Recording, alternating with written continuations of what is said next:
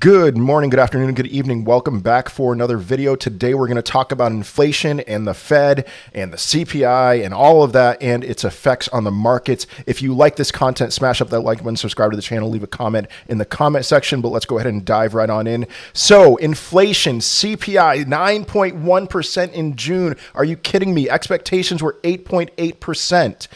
And we saw 9.1%. But I mean, you saw prices, right? I mean, you saw gas prices. It seemed like every week in June, every day in June, we would wake up and see new prices at the pumps, at least in the United States. And now we're on our way back down. So was 9.1% the peak? What kind of effect is this going to have in the markets? Now, I posted on my Twitter account a few days ago that the White House has started this practice of kind of warning us about the upcoming inflation reports. This was posted on Monday, where a White House representative spoke about how they were talking about highly elevated gas prices and oil prices. And yes, oil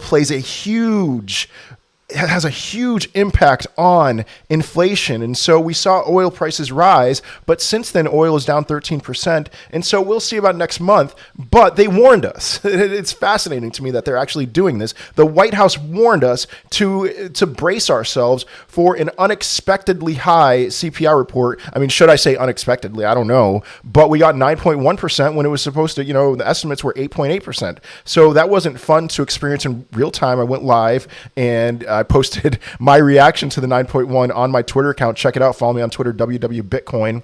But then right after that, the big thing that I paid attention to was, all right, is the Fed going to raise rates by 100 basis points in 2 weeks at their next Fed meeting? It seemed like at first that wasn't going to be the case, because I think now the Federal Reserve, I think that they can see what we're seeing. Okay, they can see prices are coming down. They can see that most likely the next CPI report for the month of July, we're going to see in August, is most likely going to be lower. So if they were just playing it by that, they would probably stick with a 75 basis point increase. But all we see are the headlines, right? I just shared a headline. All we see are the headlines, and what we're seeing is 9.1% in the common American person, and probably a lot of officials are panicking at the 9.1%, saying we've got to get this under control. We've got to get more aggressive, and so they're feeling the political pressure of needing to get even more aggressive with raising rates. And so now the CME group, the CME Fed Watch, is putting it at an 83% chance, a 5 in 6 chance that the Fed is going to raise rates by 100 basis points next Fed meeting. Now, the thing I'm curious about is, let's just say that that's the case. That is what the market's pricing in right now. The stock market's down, crypto market's down. That's what the market is pricing in right now. What if two things? What if they raise by 75 basis points? Oh man, that'll be pretty interesting, because I think that what we're doing is we're pricing in the possibility of a 100 basis point increase. Now, all right, it seems like they're going to raise 100 basis points, but then the other thing that I'm wondering is, what about next time? What about the next Fed meeting? I would be shocked if the Fed stuck with a 100 basis point increase when they're seeing CPI numbers going down, which I very much expect. So a couple other things that I want to take a look at here is, what kind of an effect is this having on Bitcoin? Pay no attention to the ascending channel, by the way. I want to point something out with this ascending channel, because this is what I'm seeing other people talk about. Oh, hey, good, we're in an ascending channel. But let me just say this now, actually.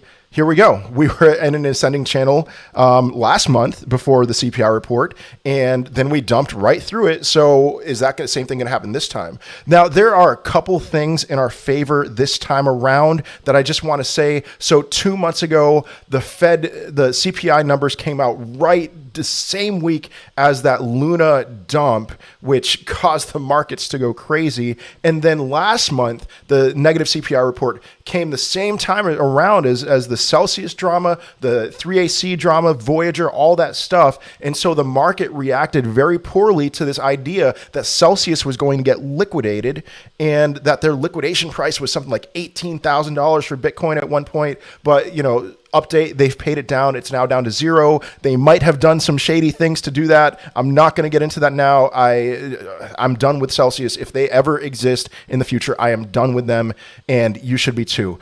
So this time around, what are the chances that we're going to dump through this ascending channel like we did last month, like we did the month before as well? It's not as high of a chance in my opinion. And let me go to a cleaner chart here. The big thing that I'm paying attention to is the 20-day EMA.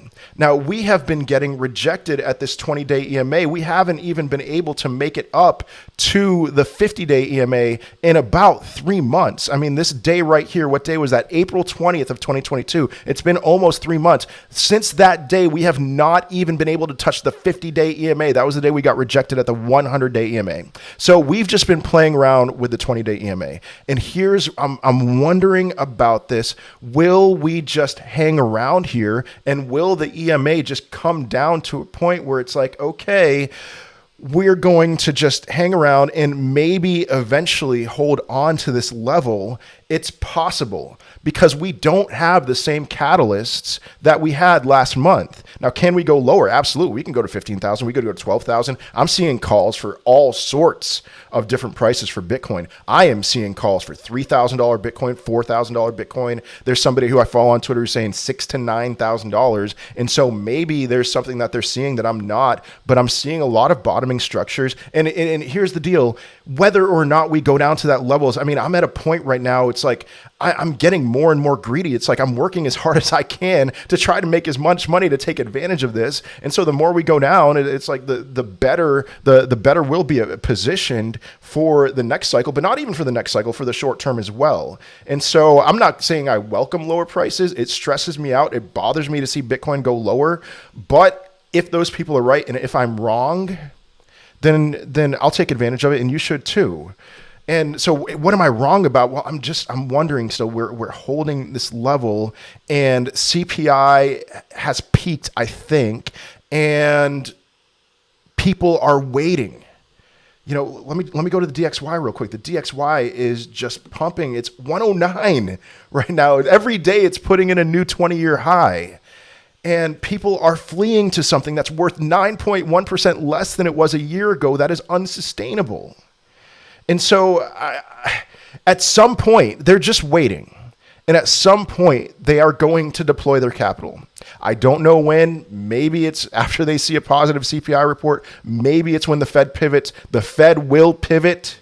They don't have much higher to go when it comes to rates. They're going to pivot, because every time they have to pivot, or the worst case scenario with the Fed is that they're waiting for something to break. And then after that, if something breaks, it's going to be painful in the moment, but then the amount of easing that is going to occur is going to be insane.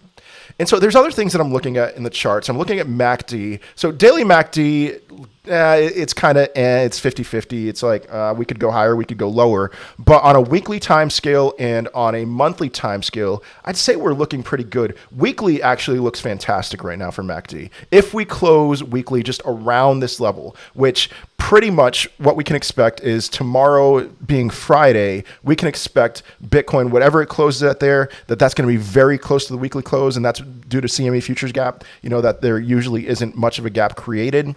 If anything, and then that gap gets filled pretty quickly, I would expect something similar this time around. And then the monthly MACD just looks like we got to wait till the end of the month to see. But if Bitcoin closes a little over $20,000 this month, the monthly MACD is going to look very favorable. And so I would say that this is a time, this may be soon a time to go in. And what do I mean by that? I mean, of course, yes, DCA, you should be buying. What's the chances that Bitcoin's going to put a higher high next cycle? It's very likely that that's going to happen. And it's very likely that there's going to be a cascade of easing at some point that's going to send the DXY plummeting, and people are going to go risk on. But here's what I'm saying. If we see this monthly MACD turn, what I'm looking at, the MACD histogram here, if that turns light pink, that is going to be the ideal time. I mean, look at right here, May of 2021, it turned light green, and that's generally what I look for on a monthly time frame and a weekly time and a daily time frame. But the longer the time frame, the more reliable this is. It turned light green, and that was the time to get out. And if you got out then and didn't look back, for a whole bunch of cryptocurrencies, you would be in great shape right now. And same thing with MACD, monthly MACD for this month. If that turns light pink, which I am expecting it to do, or if not this month, then next month, then it'll be time. It'll be time to deploy a lot of the dollars that you have sitting on the sidelines. I think I have been saying wait for so long right now. If you remember 2 months ago, CPI came out at 8.3, and I was like, I am not bullish at all.